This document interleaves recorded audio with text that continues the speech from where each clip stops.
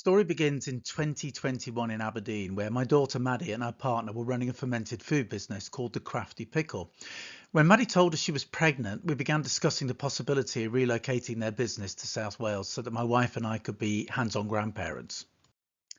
Luckily for us, they agreed to the move. And while I focused on finding suitable premises for the business, my wife documented their relocation journey in her diary.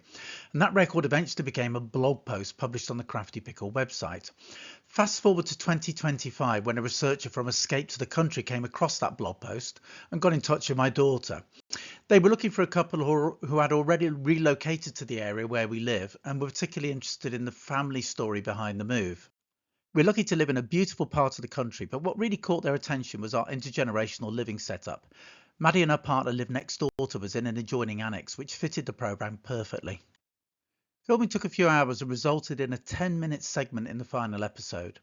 It included an interview with Maddie and Arthur discussing their transition from city to country life, along with the pros and cons of intergenerational living. From a business perspective, the most significant outcome was that around half of the segment was filmed at the Crafty Pickle unit, with Ginny Buckley learning how to make kimchi. There was clearly an element of luck involved, but it also illustrates an important point.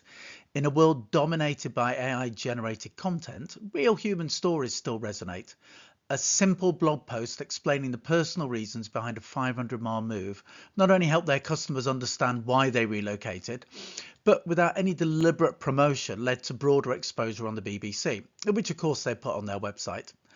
I hope this story sparks some ideas when you're creating content for your business. And by the way, if you like kimchi and sauerkraut, please visit the Crafty Pickle website, as they really do make excellent ferments.